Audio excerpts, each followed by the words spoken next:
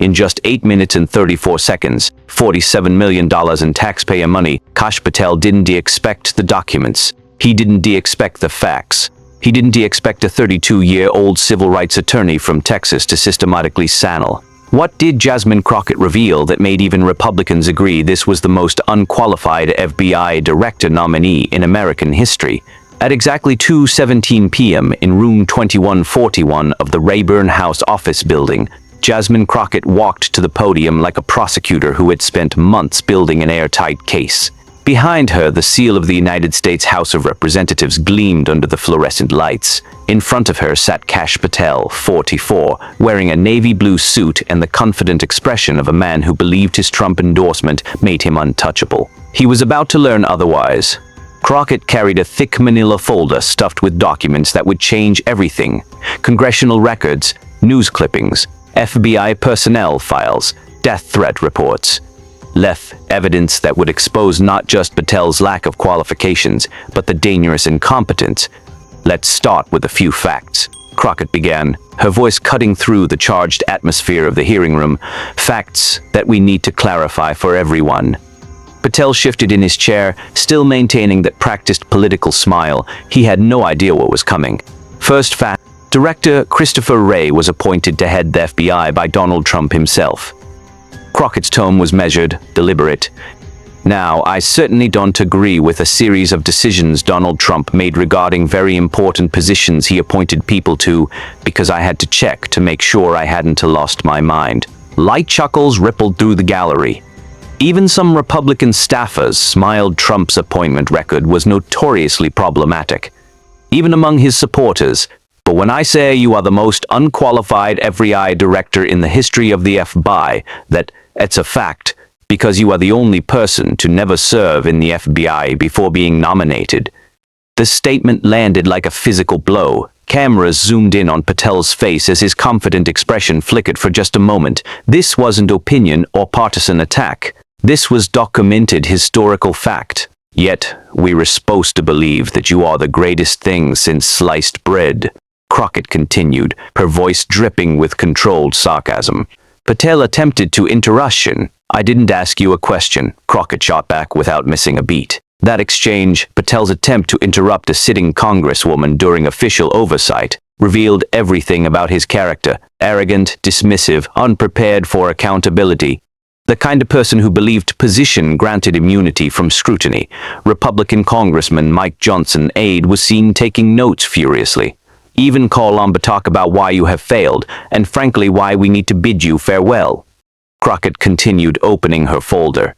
I know you are a little upset, and you performed for your boss, because yesterday when you were talking to Senator Booker, you seemed like you were trying to save your job. The performed for your boss line cut deep. It reduced Patel to what many suspected he was, not a law enforcement professional, but a political performer. But let's look at some of your failures. Even before being confirmed, I think a colleague from Georgia noted that you targeted career in lawful termination. This accusation was devastating. Targeting career federal employees for political purges was banana republic behavior. Protect the very foundations for a nation's civil surges but kept American Forden. Patel's jaw clenched, his hands gripped the table edge. The confident facade was cracking. Remember, those cases you were so upset about, the Trump-connected ones, they happened through his chosen FBI director, and frankly, people are sitting around saying things like, oh, you know, we're happy because we feel safe now. Crockett paused, letting the absurdity of that claim sink in. I don't know who feels safe in this country besides white supremacists, because I, particularly as a black woman, certainly don't feel safe. The personal stake in her voice was unmistakable. This wasn't abstract policy debate. This was about real fear, real threats, real lives at risk, while the nation's top law enforcement nominee couldn't even acknowledge the source of danger. Frankly, my colleagues have been very nice to you today, and I appreciate them, but I can adopt that same approach, because I know many of my colleagues on both sides of the aisle have faced death threats. Both sides of the aisle. That phrase hung in the air like smoke. This wasn't partisan anymore. Republicans were victims too. In fact, Somebody tried to kill one of my colleagues, and frankly, I don't know if this FBI or, under your leadership, if those people would have been caught. I don't have any confidence in you. The attack was personal now, but grounded in professional competence. Could Americans trust this man to protect them when he couldn't even acknowledge who threatened them? If we start talking about the reasons that I lack confidence, we could start with you not wanting to acknowledge some simple fact. Simple facts, like the vast majority of the threats, are coming from right-wing extremism. Right-wing extremism. The words that Trump's FBI nominee couldn't say. The threat he couldn't name, the reality he couldn't face. Crockett reached into a folder and pulled out the first document. I have a couple of UCs. Kim Buck, one of multiple Republicans receiving death threats for voting against Jim Jordan as House Speaker, she held up the news clipping for all to see. Without objection, the document was accepted into the Congressional record. Real evidence, Republican victims, by Paraton threats that Patel, as FBI, would have to address. Republican lawmaker says she received death threats after voting against Jim Jordan in Speaker race, without objection. A second document, another Republican victim. The pattern was undeniable. In addition, there was another one from another colleague who now is leaving Congress because they said that they were calling his wife anonymously and threaten. There was Underman. The room went completely silent. A congressional spouse so terrified by death threats that she slept with a gun. That image, an elected official's wife clutching a weapon in bed, afraid for her life, captured the crisis facing American democracy. Patel stared at the table. No response. No acknowledgement.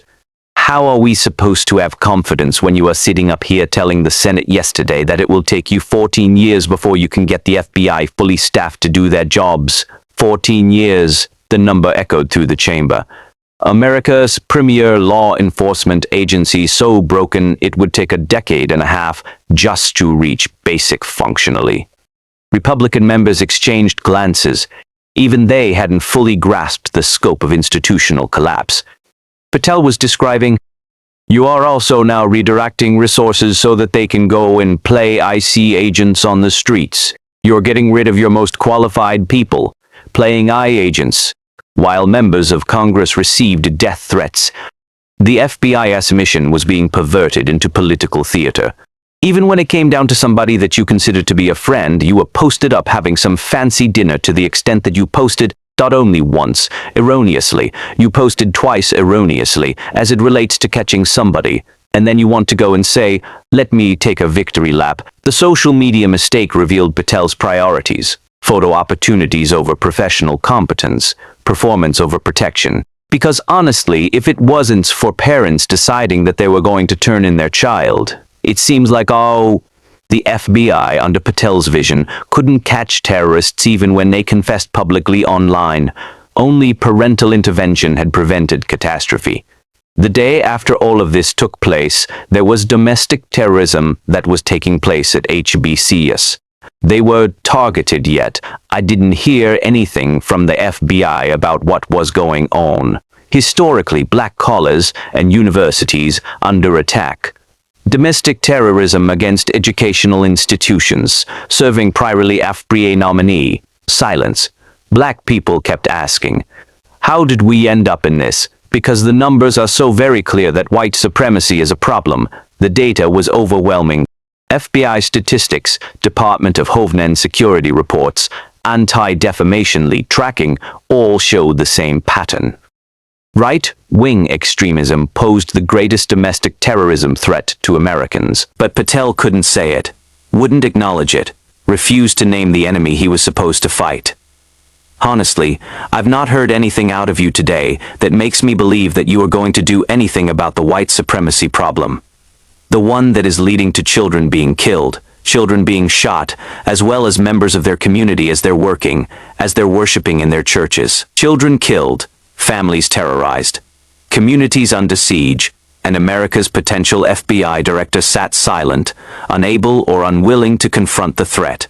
The committee chairman called time, but the damage was done. In 8 minutes and 34 seconds, Jasmine Crockett had accomplished what months of traditional oversight had failed to achieve. She had exposed Kash Patel not just as unqualified, but as dangerous, a man who would politicize law enforcement, ignore domestic terrorism, and abandon the FBI's core mission of protecting Americans. Within hours, the video went viral. Number Crockett truth started trending nationwide. Even Republican voters began questioning Patel's nomination. Senator Susan Collins, Republican from Maine, released a statement that evening. These are serious concerns that require serious answers. Senator Mitt Romney was more direct. Law enforcement must be professional, not political. The Republican agreement Crockett had predicted was materializing. Party loyalty had limits when public safety was at stake. Fox News struggled to defend Patel against documented facts. Conservative commentators found themselves in the impossible position of explaining why the most unqualified FBI director nominee in history deserved confirmation. Meanwhile, FBI field agents began speaking anonymously to reporters. "We're professionals." One 20-year veteran told the Washington Post, "We need a director who understands law enforcement, not politics." The Fraternal Order of Police, traditionally supportive of Republican nominees, remained conspicuously silent. Police unions couldn't endorse someone who wouldn't acknowledge the threats their officers faced from right-wing extremists. 3 days later, Senator Lisa Murkowski announced she would vote against Patel's confirmation. "I cannot support a nominee who lacks basic qualifications for this critical position," she said. More Republicans followed. The coalition Crockett had predicted was forming. What Jasmine Crockett had done wasn't just political theater. She had provided a public service by forcing Americans to confront a fundamental question. In a democracy under threat, could they afford to place their premier law enforcement agency under someone who couldn't even name the threat? The answer, from both sides of the aisle, was increasingly clear. Sometimes the most powerful weapon isn't a badge or a subpoena. It is truth, documented and delivered at exactly the right moment by someone brave enough to speak it. What happens when a political nominee's only qualification is loyalty to the person who nominated them? What happens when professional expertise is replaced by partisan performance? Jasmine Crockett had shown America the answer, and Republicans, faced with the facts, were beginning to agree. If this breakdown of democratic oversight in action opened your eyes to what is really happening in our institutions, don't just watch from the sidelines. Like, share, and subscribe for more unfiltered analysis of the moments that define American democracy. Hit that notification bell, because in times like these, staying informed isn't optional. What would you do if your representative faced death threats and the FBI couldn't protect them? Drop a comment below.